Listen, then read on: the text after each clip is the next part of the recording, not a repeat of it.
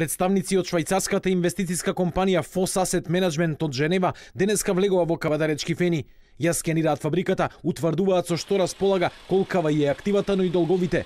Ова е прва компанија која прави увид во фени. Информацијата за телевизија 24 ја потврди и председателот на синдикатот на индустријата Петер Истески. Што утврдиле представниците на швајцарскиот фонд не успеавме да дознаеме. Предстечајниот управник Мирослав Анастасиевски вели дека во оваа фаза нема овластувања ниту да преговара со инвеститори, ниту за нив да споделува информации во јавност.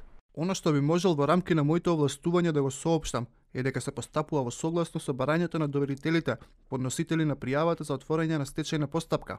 Синдикалецот Ристески откри дека за увид чекаат уште две компании, еден британски фонд и една француско-израелска фирма.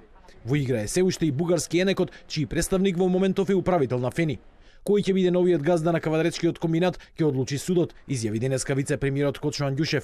Јас очекувам да компанијата биде рестартирана, да сите доверители бидат обештетени, да банките се договорат со новата компанија која што ќе земе одговорност за работењето на фени, за дел реструктурирање на кредитните линии, а дел задоволување, значи отплаќање на тие кредитни линии, а додека останатите доверители да бидат во целост обештетени.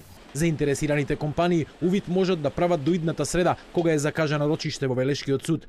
Тогаш ќе се одлучува дали фени ќе оди во стечај или ќе добие нов газда.